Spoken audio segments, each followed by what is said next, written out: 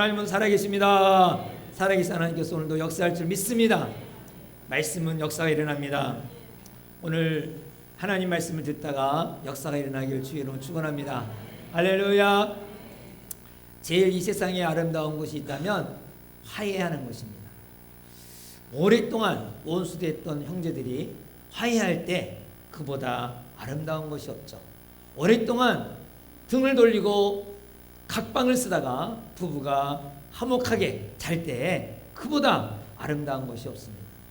오래된 얘기지만 우리 건축을 하고 한 얼마 있다가 한 여집사님이 옷이 거의 다 찢어지고 가심이 보일 정도로, 그리고 머리는 엉클어지고, 그리고 오신 분이 하나 있어요. 새벽 1시에 막 여기 상처 안 하고 하고, 왜냐하면 싸워서. 그래서 이제 더 이상 못 살겠다고, 머리가 너무 아프고 못 살겠다고, 그래서 기도를 해주고 또 위로해주고 그러고 있다가 그분이 말씀으로 서로 또 부부들이 배우고 화목해서 서로가 아주 아름답게 사는 것을 볼 때 정말 아름답구나. 그 싸움에서 못 살겠다고 그러면 그런 남편 버려라, 너도 행복해야 되지 않느냐. 그런다면 정말 헤어졌다면 또 얼마나 가슴이 아팠겠어요. 이 부부가 서로 눈물로 화해하는 걸 볼 때 너무나 아름다운 겁니다. 오늘 이 본문에 보면은 형제나 부부나 친구가 화해하는 것보다 더 얼등한 엄청난 화해 사건이 일어났습니다. 바로 유대인과 사마리아인과의 화해입니다. 먼 사람 사이에 틀어진 것은 오히려 화해하기가 쉬울 수도 있어요. 그런데 화해가 제일 안 되는 게 어디냐면 가까운 사람이에요. 가까운 사람일수록 이상하게 잘 될 것 같은데도 화해하기가 어렵습니다. 형제들끼리 원수가 되면 죽을 때까지 원수예요. 죽을 때까지 원수. 이상하게 금방 화해할 것 같은데도 불구하고 화해하지 못하는 것을 볼 때 너무나 안타까워요. 바로 유대인과 사마리아인은요, 같은 피를 나눈 형제들입니다. 그런데 둘이 앙숙이 됐어요. 유대인은 사마리아인이 피가 순수성을 잃어버렸다고 증오하고, 사마리아인은 유대인들이 교만하다고 증오하고, 그래서 같은 조상 밑에서 태어났지만 이들은 믿는 것도 달라요. 성경이 달라요. 예배 장소도 달라요. 그래서 만약에 사마리아 사람이 예루살렘에 가서 예배 드리려고 하면 유대인들에게 돌을 맞아서 도저히 드릴 수가 없어 쫓겨나고 맙니다. 근데 이런 등을 돌린 사마리아와 유대인이 화해한 것입니다. 화해했어요. 근데 이 화해가, 엄청난 화해가 한 여인 때문에 이루어진 것입니다. 이 여인이 지식을 많이 가지고 있는 여인이 아닙니다. 부자가 되어서 돈을 나눠주면서 화해한 것도 아닙니다. 이 여인이 교양이 있는 것도 아닙니다. 사회에서 오히려 버림받고 도덕적으로 멸시를 받은 여인입니다. 한 번 결혼도 하고 재혼하는 것도 힘든데 이 여인은 5번이나 결혼하고 재혼했던 사람이고, 결혼에 신물 나갔고 결혼하지 않고 동거하고 있는 상태인 것입니다. 그런데 이 여인이 바로 유대인과 사마리아의 화해를 역할을 감당한 것입니다. 아마 미국에서 살다 오신 분도 있겠지만은 LA에서 폭동이 일어난 적이 있죠. 흑인과 한인과의 사이. 한인은요, 좀 돈이 있다고 힘이 있다고 흑인을 멸시를 한 거예요. 흑인은 한인들에게, 이 한국인들에게 멸시를 받은 거에 대해서 너무 증오심이 일어났어요. 그래갖고 가게를 막 약탈하고 나중에 총까지 뺏어서 같이 막 싸우고, 그래서 난리 난 적이 있어요. 그 후에, 폭동 이후에 바로 이 한인과 흑인이 지금 얼마나 사이가 좋아졌는지 서로 서로 이렇게 위원회를 만들어서 같이 이렇게 회의도 하고 발전을 위해서 나가는 것을 봅니다. 요즘에 흑인을 만나도 그렇게 막 증오하거나 멸시하지 않아요. 옛날에 폭동 사건이 있었기 때문에. 그러나 이 유대인과 사마리아의 화해 사건은 이것과 비교가 안 될 정도의 그러한 사건인 것입니다. 우리 한번 어떻게 이것이 이루어졌는지 28절부터 29절을 한번 읽어보겠습니다. 본문에 요한복음 4장 28절부터 29절입니다. 시작. 여자가 물동이를 버려두고 동네에 들어가서 사람들에게 이르되 내가 행한 모든 일을 내게 말한 사람을 와서 보라. 이는 그리스도가 아니냐. 할렐루야. 이렇게 가서 동네에 가서 말하니까 39절 40절 보겠습니다. 시작. 여자의 말이 내가 행한 모든 것을 그가 내게 말하였다 증언하므로 그 동네 중에 많은 사마리아인이 예수를 믿는지라.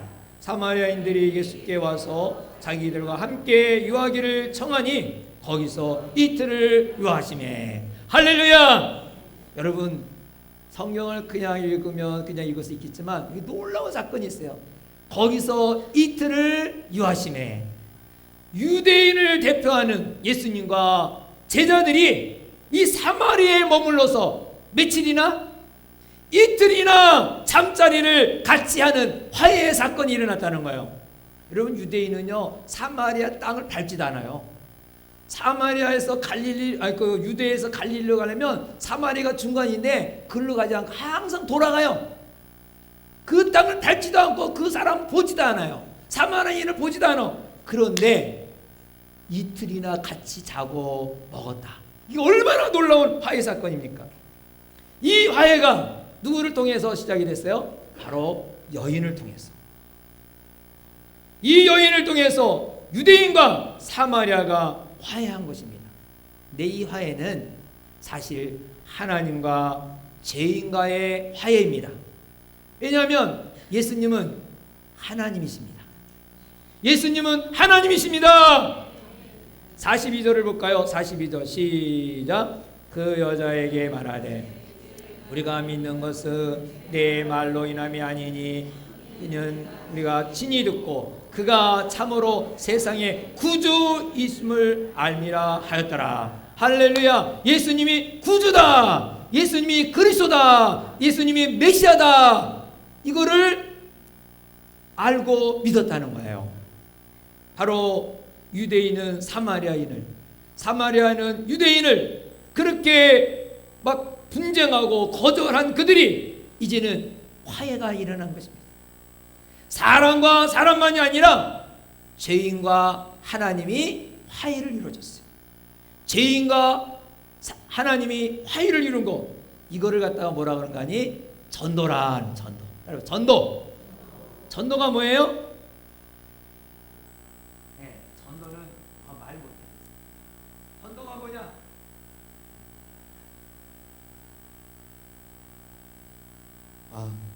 전도가 뭐냐? 전도는 바로 사람과 하나님과를 화해시키는 것이 전도입니다. 하나님과 죄인 사이를 화해시키는 것이 전도인 줄 아시기 바랍니다. 화목은 관계를 유지하는 거예요. 약속을 지키고 신뢰를 지키는 게 화목이에요. 화목 깨는 게 뭐죠? 바로 약속을 지키지 않는 거예요. 신뢰를 깨는 게 곧 화목을 깨는 거죠. 하나님께서는 약속을 끝까지 지키셨는데 사람은 약속도 신의도 지키지 아니하고 하나님을 배척했습니다.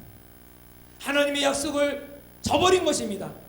그래서 하나님과 어그러져서 하나님과 원수된 관계가 이루어진 것입니다. 사람들은요 자기가 잘못하고는 꼭 어그러진 그 일을 자기가 잘못한 것으로 인정하기 싫어서 항상 누구에게? 다른 사람에게 말해요. 저 사람 때문에 이 일이 일어났다고 언제든지 상대에게 돌리는 경우가 많아요. 사람과 하나님과의 관계가 어긋나는 것으로 말미암아 고통이 오고 죽음이 오고 질병이 오고 전쟁이 오는 것입니다. 지금 우리가 힘들어하고 있다면 이것은 하나님과의 관계가 어그러진 상태다. 어그러졌어. 이 모든 것이 사람에게 있는데 이것을 하나님 탓합니다. 하나님 왜 안 도와주냐고. 하나님이 살아계신다면 왜 가난한 자를 내버려 두냐고. 하나님이 살아계신다면 아프리카 사람들이 왜 굶어 죽냐고, 하나님이 살아계신다면 왜 남북 통일이 안 되고 이렇게 오랫동안 힘들게 하냐고.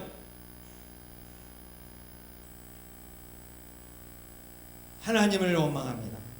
바로 하나님과 관계가 깨진 모습이 하나님을 원망하는 모습입니다. 바로 우리의 죄 때문에 깨졌는데, 하나님이 없는 삶은 외로운 삶이고, 하나님이 없는 삶은 고통의 삶이고, 하나님이 없는 삶은 죽음의 삶인 것입니다. 그래서 우리 인간이 하나님을 만나야 합니다. 하나님과 화목해야 진정한 행복이 오는 것입니다. 전도는 뭐냐? 바로 하나님을 배척한 사람에게 찾아가서, 하나님을 떠난 사람에게 찾아가서, 하나님은 여전히 당신을 사랑하고 계십니다. 하나님은 당신을 사랑하십니다. 하나님은 사랑이십니다. 이거를 알려주는 것이 전도입니다. 할렐루야. 예수님이 이 땅에 오셔서 화해를 열어놓지 않았습니까? 그래서 우리가 믿음으로 나가면 화해가 이루어지는 것입니다. 그러므로 우리가 예수를 믿으라는 것은 화해할 수 있다는 거예요. 자, 로마서 5장 10절, 우리 성경을 한번 찾아볼까요? 로마서 5장 10절 말씀.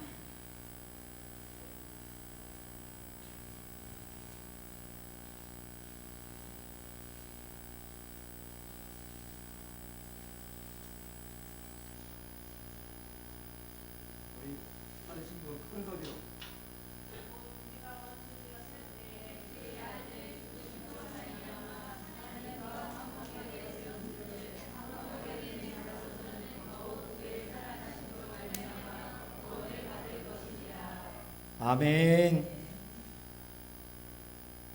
바로 그리스도로 말미암아 하나님 안에서 화목하게 하셨다는 거예요.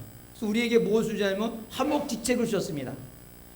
고린도전서 5장 18절에 보면 모든 것이 하나님께로 났으며 그가 그리스도로 말미암아 우리를 자기와 화목하게 하시고 또 우리에게 화목하게 하는 무엇을 주셨으니? 화목하는 직분을 주셨으니. 할렐루야. 하나님과 화목한 사람은 모두가 화목하는 직분을 받은 사람들이에요. 하나님과 화목하다는 것은 하나님의 자녀가 된 사람은 모두가 화목의 직분을 받은 거예요. 화목의 직분이 뭐예요? 사람과 하나님과의 원수된 관계를 화목하게 하는 것이 바로 전도라는 거예요. 전도. 사마리아 여인은 화해를 아는 즉시, 예수 그리스도를 아는 즉시 바로 전도한 것입니다. 우리는 예수님을 믿고도 20년, 30년 교회를 다녀도 전도를 한 명도 못한 분이 많아요. 사마리아 여인은 예수님을 영접하고 바로 전도했어요. 바로 전도했어요. 그래서 우리가 전도하는 법을 오늘 이 시간에 배우기 바랍니다. 전도하는 법, 이 여인을 통하여 3가지의 전도법을 배우기로 합니다. 3가지. 첫째로는 나 자신을 볼 수가 있어야 돼요. 내 자신. 사마리아 여인은 교육을 많이 받아서 사회 지위가 높아서 예수님을 깨달은 게 아니에요. 예수님을 깨닫고 동네에 나가 악을 쓰며 전도하는 거 배웠다고 하는 게 아니에요. 가졌다고 하는 게 아니에요. 있다고 해서 하는 게 아니에요. 바로 나의 추함과 나의 죄를, 내가 부족한 것을 알 때에 그 사람은 전도할 수가 있습니다. 내가 얼마나 영적으로 병들었는가, 내가 얼마나 사망 권세에 놓여 있는가를 알 때에 예수님을 만나면 야, 내가 이제 살았구나. 그래서 담대하게 전할 수가 있는 것입니다.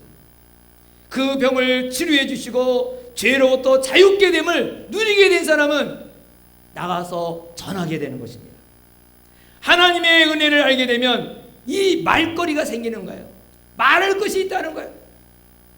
그런데 일반적으로 나는 괜찮은 사람이야, 나는 좀 있는 사람이야, 그래도 내가 인격자인데, 이렇게 자기 자신을 보는 사람은 전도 한 사람도 못합니다.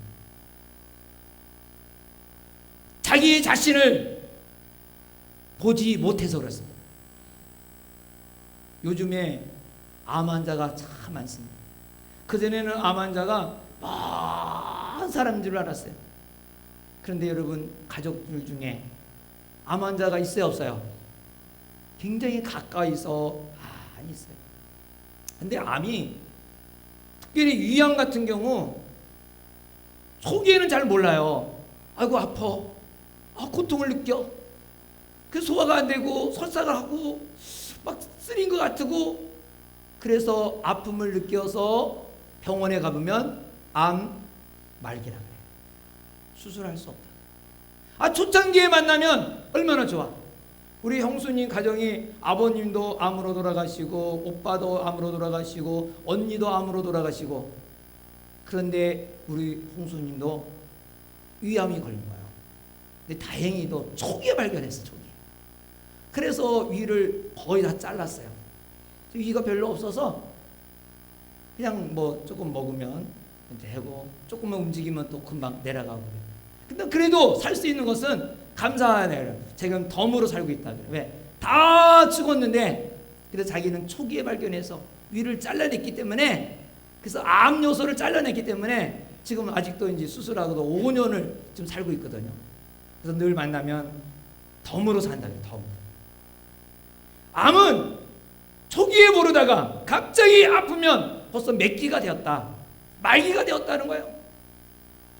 우리들은 죄 때문에 부패한 인간입니다. 죄 때문에 병든 사람인 것입니다. 영적으로 병든 자인 것입니다. 이것을 자신이 볼 수가 있어야 됩니다. 자신을 볼 줄 모르는 사람은 보여달라고 기도를 해야 돼요. 마치 내시경을 통해서 내 위를 어떻게 생겼는가 보듯이 하나님 앞에 내 자신을 보여달라고 하나님 앞에 기도를 해야 됩니다. 하나님께서는 나의 영적인 상태를 그대로 보여주십니다. 스크린처럼 보여주는 것도 있지만, 때로는 어려운 대인관계를 만들어서 얼마나 내가 추잡하고 얼마나 정말 약한 존재라는 것을 어떤 환경을 집어넣어서 그렇게 자기 자신을 발견하게 됩니다. 하나님 아니면 나는 살 수 없구나, 내가 하나님의 은혜로 사는구나, 이것을 깨닫게 되는 것입니다. 그래서 하나님은 기도하며 응답해 주십니다. 그래서 기도할 때 조심스럽게 기도해야 됩니다. 왜? 그걸 다 응답해 주시니까.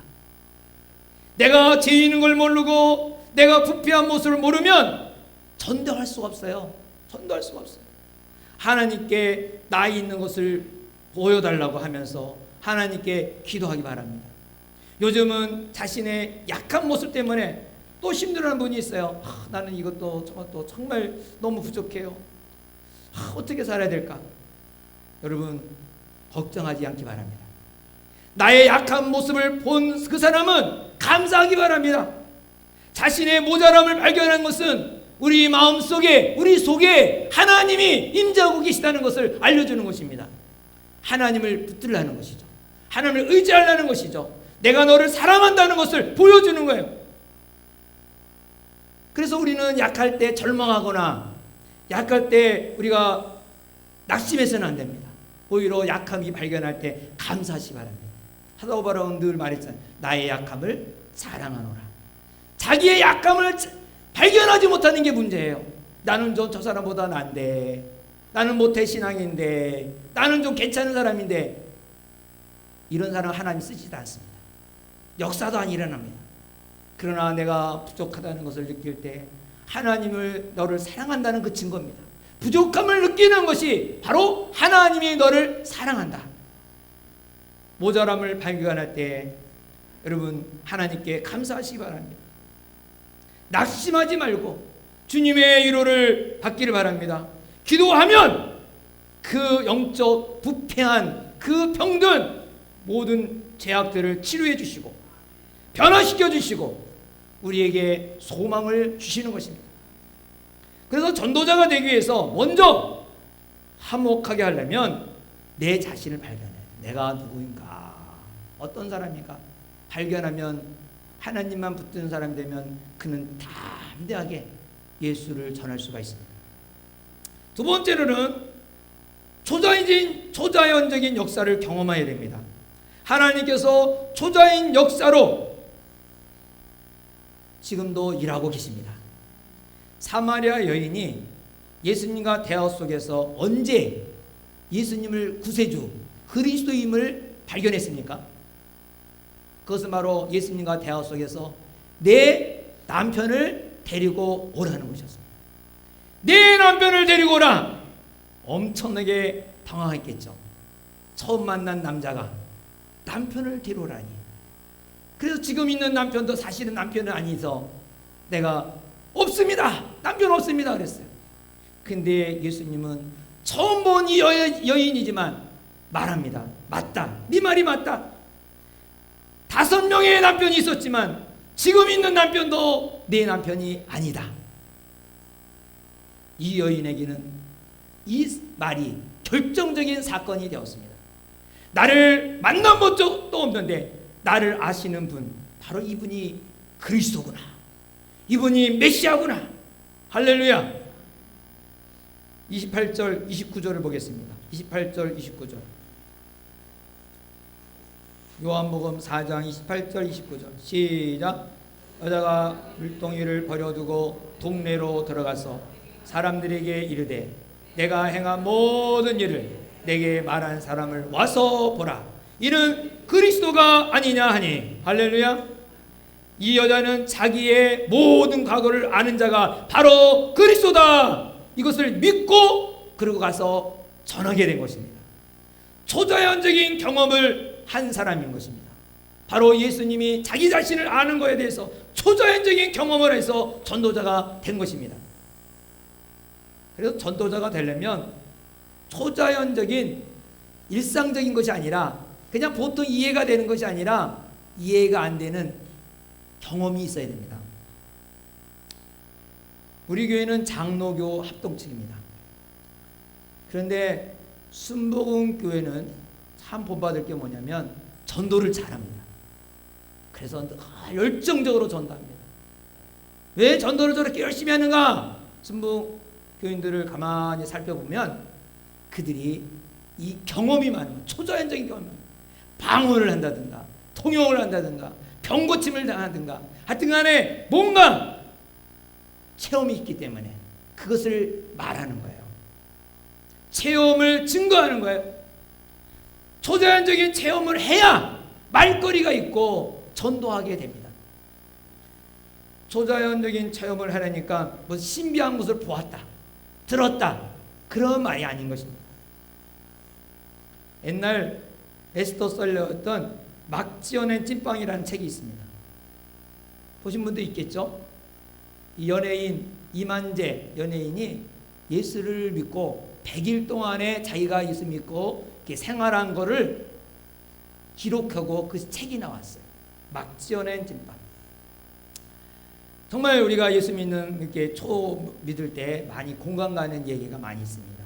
그 중에 하나가 내가 예수 믿기 전에는 1시, 2시, 새벽까지 잠을 못 자고 늘 불면증에 힘들었는데 자기가 예수를 영접한 후에 잠을 잘 자게 되었다는 거예요. 베개에 머리를 대자마자 잠이 온다는 거예요. 이분이 전도하는 방법은 그거예요. 내가 불면증이 있었는데 예수 믿으니까 잠이 잘 오더라. 이것을 그는 초자연적인 경험을 했기 때문에 그래서 교회 오라, 예수 믿어라. 그건 자기가 경험한 것을 말하는 거예요.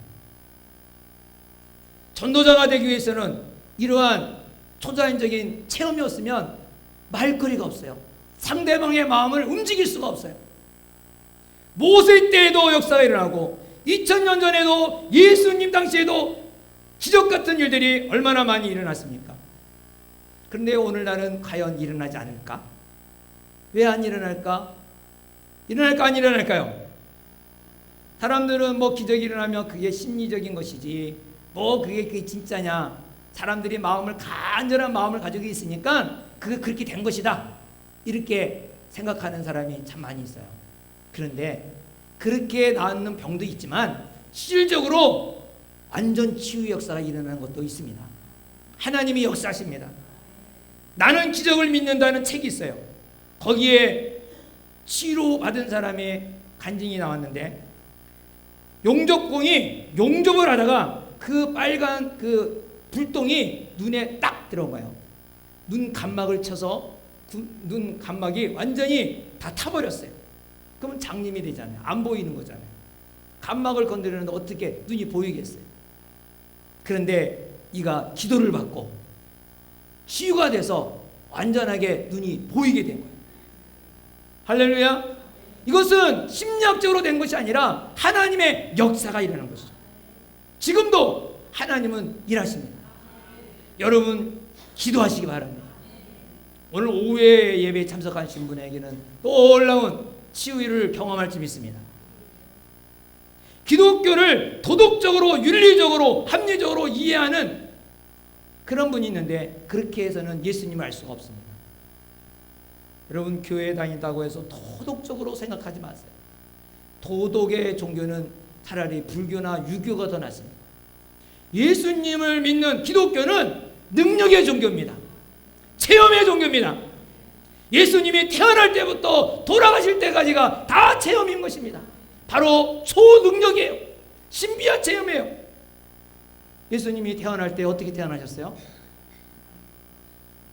동정녀 마리아, 다시 말하면 처녀가 임신한 거. 남자를 관계하지 않은데 어떻게 여자가 임신할 수 있어요? 이거는 이해가 안 돼. 생리학적으로 안 돼. 그런데 분명한 것은 성령으로 태어났다 그랬어요. 초자연적인 역사인 것입니다. 예수님이 돌아가시고 3일 만에 부활하셨대. 이게 됩니까? 예수권 여러분 살아난 사람 봤어요?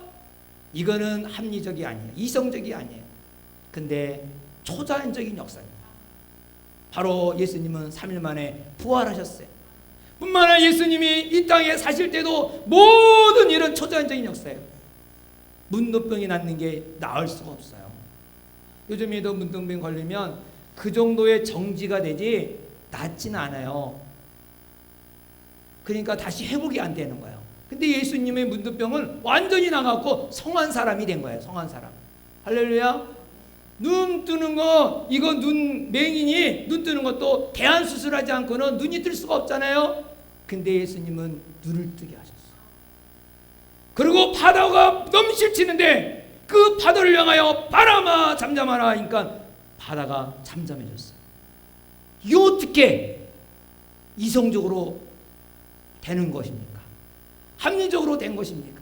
다 뭐예요? 초자연적인 역사예요. 기독교는 초자연적인 역사입니다.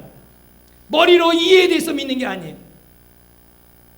이렇게 초자연적인 역사, 상식으로는 믿을 수 없는 거예요. 여러분, 이 예수님을 우리는 믿어야 합니다.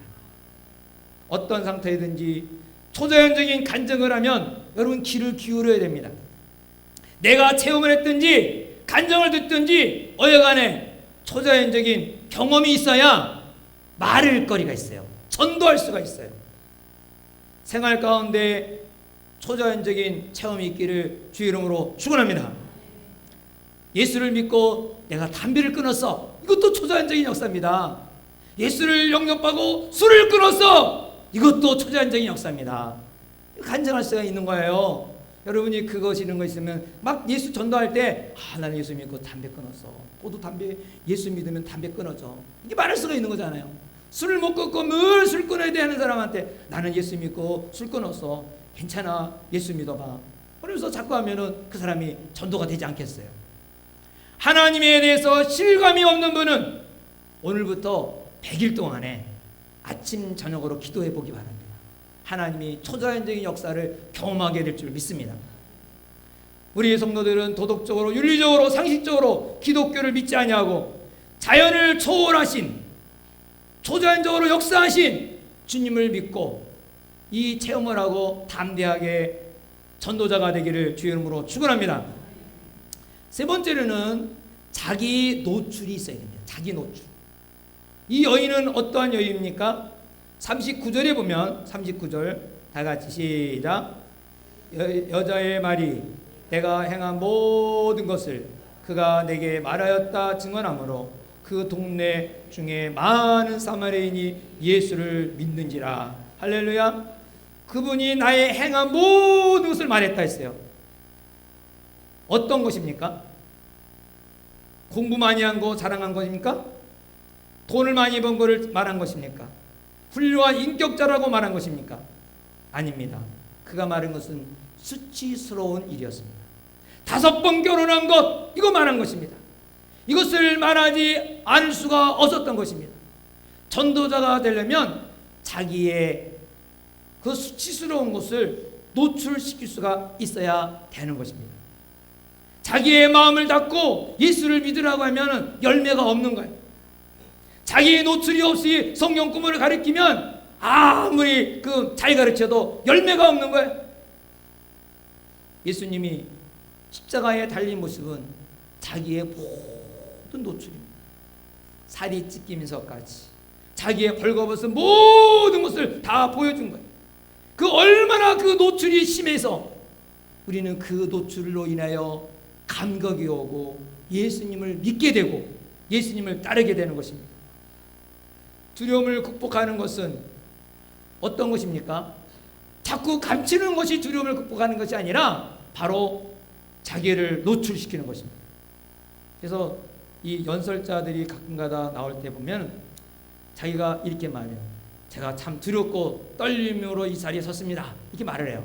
그 말은 자기의 솔직한 것을 고백함으로 말미암아 두려움을 없애는 거예요. 그 말을 안 하고 두려움을 막 감추고 막 하려고 하다 보면은 나중에는 더 실수가 많거든요. 그래서 자기의 솔직한 것을 노출시킬 때에 비로소 오히려 담대하게 되고 힘있게 하게 되는 것이죠. 자신의 노출로 인하여 상대방이 눈물을 흘리고 그리고 은혜를 받게 됩니다. 여러분, 많은 사람들이 그런 간증들 들을 때 얼마나 자기를 많이 노출했느냐에 따라서 사생아였고 마약 중독자였고 그런 가운데 내가 예수를 만나서 이렇게 변화됐다 할 때 감동이 되지 않아요? 근데 그 사람이 아주 평범하게 모태신앙이고 A급 KS로 이렇게 쭉 자라서 이렇게 됐다 그러면 별로 감동이 돼야 안 돼요? 안 돼요. 그래서 내가 정말 하나님께서 나를 이렇게 만들어줬다는 것을 고백할 때 여러분도 예수를 믿을 때 언제 믿었습니까? 언제 변화가 되었습니까? 언제 주님을 붙들었습니까? 설교를 들을 때입니까? 제가 보면 설교할 때는 다 눈 감고 앉아 있어요. 물론 다 아니는 아니지만은 그런데 자신에게 위험이 닥칠 때, 교통사고를 나가거나 자녀가 지금 생명이 생사할 때는 이제는 그때 주님을 만나요. 그때 주님께 막 부르짖게 돼요. 성경 때문에 변화되는 게 아니에요. 자기의 위기가 닥쳤을 때 그 위기 속에서 그 아픔 가운데서 하나님을 만난 거예요. 예수님을 만나게 돼요. 그때 자기의 그동안 가지고 있는 거 다 내려놓고 하나님 아니면 안 됩니다. 막 부르짖을 때 자기를 노출하는 거 아니겠어요? 자기의 어리석음은 자기의 부족함을 간절하게 그래서 예수를 믿더라고요. 병원에서 예수를 많이 믿는 이유는 그 잘 나가던 사장님, 돈을 잘 벌던 그분, 아주 지식이 높다고 하던 그 교만하던 그분이 병 앞에서 무능함을 느끼고 주님을 맞이하는 것을 보게 됩니다. 전도는 초자연적인 역사를 체험하고 자신을 노출시키며 담대하게 말할 때 구원의 역사가 일어난 줄 믿으시기 바랍니다. 이와 같이 이제 전도자로서 사마리아인으로 나오고 동시에 제자들의 모습이 그 다음 구절부터 나옵니다. 31절부터. 이 여인과 이야기를 마치고 여인은 동네에 가서 제자들이 이제 음식을 얻고 이제 또 예수님께 오죠. 그래서 예수님께 음식을 잡수세요 그랬더니 나 음식 먹었다 그런 거예요. 제자들이 누가 음식을 갖다 줬을까 이렇게 생각할 때에 이제 이 성경 구절이 나오는 거예요. 예수님은 육의 음식을 먹었다는 얘기가 아니거든요. 항상 제자들은 예수님이 말하는 걸 다 육으로 만들어요. 여러분은 어떻게 듭니까? 육으로 듭니까? 영으로 듭니까? 니고데모도 육으로 들었어요. 어떻게 거듭납니까? 엄마 뱃속에 들어갔다 나옵니까? 육으로 들은 거예요. 모두 예수님은 영적인 말을 하는데 늘 그거를 육으로 들을 때가 참 많아요. 한번 그 제자와 예수님의 대화를 볼까요? 31절부터 34절 31절부터 시작. 그 사이에 제자들이 청하여 이르되 라삐어 잡수소서. 이르시되 내게는 너희가 알지 못하는 먹을 양식이 있느니라. 제자들이 서로 말하되 누가 잡수실 것을 갖다 드렸는가 하니 예수께서 이르시되 나의 양식은 나를 보내신 이의 뜻을 행하며 그의 일을 온전히 이루는 것이니라. 아멘. 음식을 왜 먹습니까? 배고프면 먹지 뭐 그래. 음식을 먹는 이유는 건강하기 위해서 먹습니다. 만약에 음식을 먹지 않으면 먼저 눈이 쑥 들어가고 힘이 없어서 아무것도 할 수가 없어요. 그래서 우리 목요일마다 장로님들이 모일 때는 항상 뭐부터 할까요? 밥부터 먹습니다. 밥을 먹어야 힘이 나니까. 여러분 모임을 가지기 전에 항상 뭐부터 해야 돼요? 밥부터 먹어야 됩니다. 밥을 항상 먹고. 그래서 가정교회 모임이 왜 밥을 먼저 먹느냐? 밥을 먹어야 힘이 나거든요. 밥을 먹어야 에너지가 나오거든요. 밥을 먹어야 주의 임재하심을 경험하게 됩니다. 음식을 먹을 때 힘이 생기고 생기가 나요. 마찬가지로 주의 뜻에 순종할 때 생기가 납니다. 주위에서 활기 있는 우리 성도들을 이렇게 보면은 어떤 사람이냐? 주의 일에 막 동참하는 사람들. 활기가 있어. 말도 벌써 달라. 인사하는 것도 달라. 새벽 기도부터 얼마나 피곤한데 잠도 못 자서 피곤할 텐데 그런데 활기가 있어요. 바로 예수님이 말씀하기를 하나님의 뜻을 행하는 것이 뭐다? 하나님의 뜻을 행하는 것이 뭐라 그랬어요? 양식이다. 양식을 먹으니까 힘이 나는 거예요. 양식. 하나님의 뜻을 행하는 것이 양식이다. 여러분 교회를 다녀도 피곤한 분이 있습니까? 한번 가만히 생각해 보세요. 내가 영적인 양식을 가지고 있는지. 양식이 부족하면 피곤한 거예요. 하나님의 뜻이 양식이라고 했어요. 하나님의 뜻을 순종하지 않으면 늘 피곤이 겹치는 거예요. 하나님은 분명히 하나님의 뜻을 행하더라고 양식을 주셨건만 그 양식을 받아들이지 않는 거예요. 하나님의 뜻이 있는데 그것을 행하지 않으면 생활 가운데 에너지가 빠지는 거예요. 에너지가 빠지니까 늘 피곤한 거예요. 늘 피곤해요. 지금 피곤한 삶을 살고 있다고 생각하면 하나님의 뜻이 있는데 내게 행하기를 원하는데 그것을 거부하기 때문에 그렇습니다. 신앙생활하면서 피곤함을 느끼시는 분은 한번 이 시간에 자신을 살펴보기 바랍니다. 주님의 일을 내려놓으면 이제 편할 것 같은데 여러분 편하지 않아요. 더 피곤해요. 주의 일하다가 뭔가 봉사를 하다가 내려놓으면 편할 것 같죠. 조금 편할 것 같아. 근데 늘 피곤해. 그리고 더 바빠. 또 바빠. 시간이 없어요. 여러분 주의 일을 해야 진정한 편안이 있습니다. 바쁜 가운데도 행할 때에 바로 그 시간을 가치 있게 쓰는 거예요. 오늘 여러분 주부에 있는 이 1인 1사요 그냥 또 휴지통에 갖다 버리지 마시고 오늘 꼭 문 나가기 전에 문지기가 보내지도 않을 거니까 다 적어갖고 내시기 바랍니다. 이거는 여러분을 희생하라는 것이 아니라 여러분이 활기 있게 살라고, 여러분이 행복하게 살라고.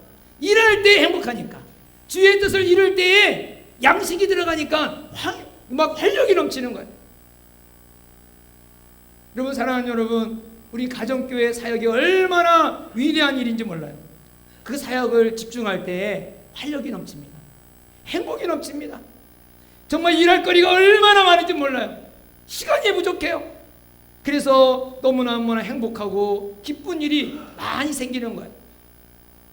가정교회에서 자기의 맡은 일들을 하나씩 감당해 보세요. 얼마나 기쁨이 넘치는지. 그리고 또 우리가 교회 연합 예배를 드리면서 여러분들은 다 자녀를 키운 사람들 아니겠어요? 우리 유초등부 교사도 하고 중고등부 교사도 하고, 그래서 교사가 많아야 돼요. 한 명이라도 데려오니까. 한 명씩 이만한 가르쳐도 주일학교는 부흥하는 금방 해요. 교사가 많아야지 하나라도 어떻게든지 그 자리를 채울 거 아니에요. 왜? 여러분들은 자녀를 키워봐서 아이들을 얼마든지 가르칠 수가 있는 자격을 얻은 사람이에요. 아무튼 무슨 사역을 하든지 하나님의 뜻이 무엇인지 알고 봉사할 때에 우리가 원기가 회복이 됩니다. 힘이 납니다. 어떠든지 여러분 모든 사역에 한 가지씩 하면서 정말 힘이 있는 그리스도인이 되고 예수를 증거할 수 있는 능력자가 되기 바랍니다. 그 다음에 35절부터 38절에 보면 이런 말씀이 있어요. 한번 35절부터 읽어보겠습니다. 시작. 너희는 넉 달 지난 추수할 때가 이르겠다 하지 아니하니 그러나 나는 너희에게 이르노니 너희 눈을 들어 밭을 보라. 휘어져 추수하게 되었도다. 거두는 자가 이미 싹도 받고 영생에 이르는 열매를 모으나니 이는 뿌리는 자와 거두는 자가 함께 즐거워하게 하려 함이라.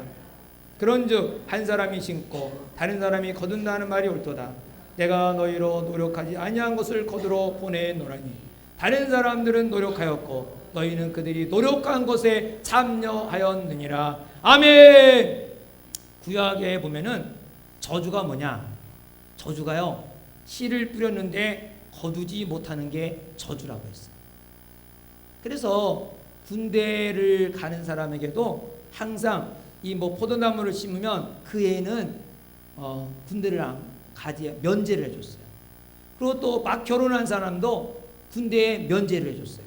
왜? 갓 결혼하는데 그 색시를 다른 사람이 군대 가갖고 그냥 훔쳐가면 어떡해?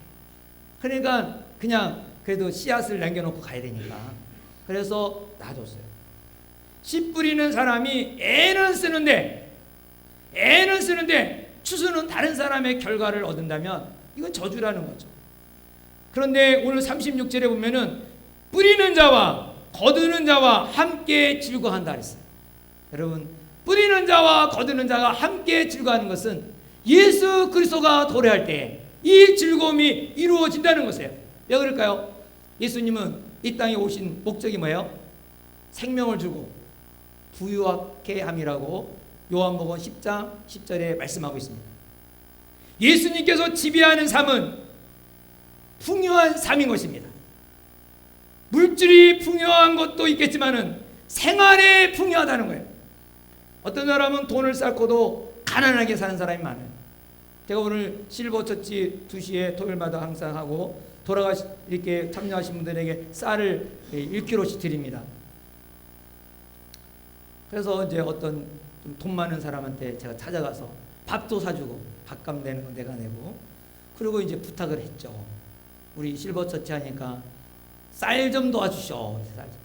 그랬더니 아이고 우리 카드값도 못 막아서 지금 쩔쩔맨다 그래. 못 도와주겠다는 말이죠.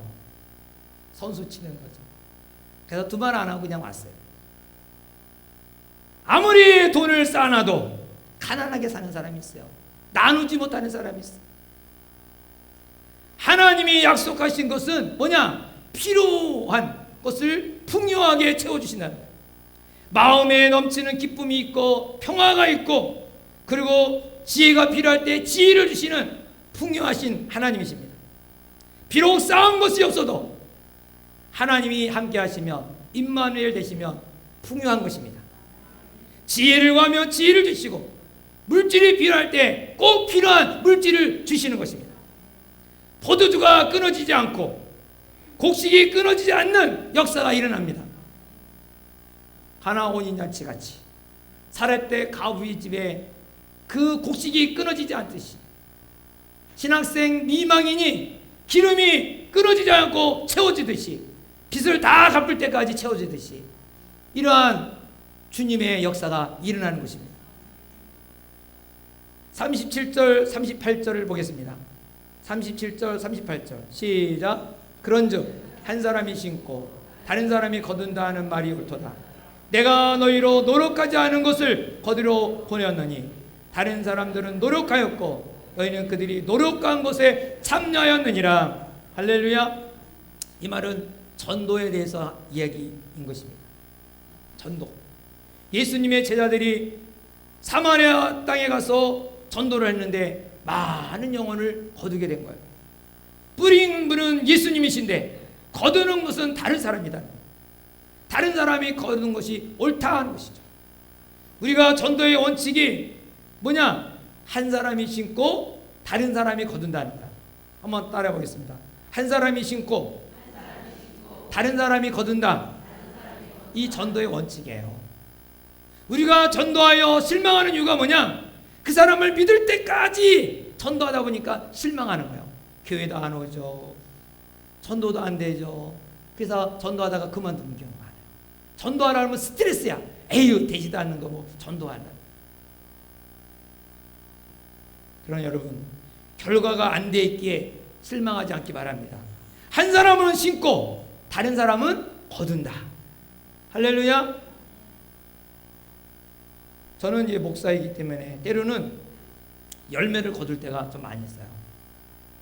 우리 성도님들이 자기 부모님이나 친척들이 거의 막 기도로 막 준비하고 있다가 거의 이제 돌아가실 시기가 돼서 목사님 한번 오셔서 영접기도 했으면 좋겠습니다.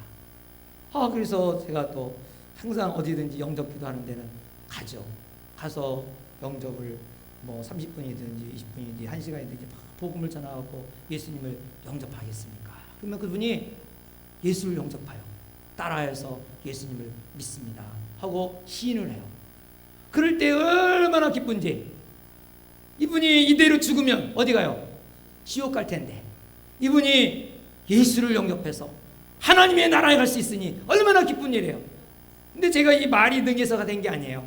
그동안 그 식구들이 계속 기도하고 누군가 전도를 하고 누군가 교회 가자고 수없이 했지만 그 사람의 말을 안 들었는데 그래도 그 모든 것이 있었기 때문에 저는 가서 그 잠깐 복음을 전했는데 거기서 딱 열매를 거두게 되는 거예요. 그래서 한 사람이 심고 다른 사람이 거둔다는 것이 맞다는 것입니다. 기도하여 준 사람, 권하여 준 사람이 얼마나 많이 있어요. 그래서 뿌리지 아니하고도 거두는 역할을 있는 것입니다. 여러분들이 전도하다 보면은 별로 말 한마디 그렇게 별로 크게 많이 안 했는데도 그래 내가 갈게 그런 사람이 있어요. 그래서 전도가 와서 교회 등록에 여러분 이름으로 등록하잖아요. 그거는요 사실 그분이 그 순간에 된 게 아니야. 그 수많은 사람들이 아니면 먼 친척들이 그동안 계속해서 기도하고 계속해서 말이 있었던 거예요. 근데 열매는 누가? 그 사람이 딴 것이죠. 할렐루야. 또 저 역시 열매는 없지만 열심히 뿌리기도 해요. 제가 수요일마다 역전 앞에 7시만 되면 가서 외칩니다. 하나님은 사랑이시라고. 하나님은 사랑하셔서 독생자 이 땅을 보내주셨다고. 우리의 죄를 사해 주시기 위해서 예수님이 이 땅에 오셔서 십자가에 죽으셨다고. 그래서 복음을 전하지만 열매를 언제 딸지 어떻게 알아요? 왜냐면 무대뽀 전하니까, 무대뽀 뿌리니까. 열매는 모르겠지만은 열심히 뿌리는 거예요. 열심히 뿌리는 거예요. 언젠가는 누군가가 열매를 따겠죠. 다른 사람이 따겠죠. 할렐루야. 그래서 우리가 한 사람은 심고 다른 사람은 거둔다는 이 원칙을 여러분 아시기 바랍니다. 전도가 안 된다고 하지 말고 열심히 뿌리다 보면은 언젠가는 또 누가 다 뿌려놓은 것을 거두는 사람도 있어요. 그래서 전도가 안 되는 게 아니라 된다. 한번 주먹을 쥐고 전도는 된다. 잘 된다. 반드시 된다. 우리 모두가 이렇게 쓰임받는 성도가 되기를 주의 이름으로 축원합니다. 다 같이 기도하겠습니다.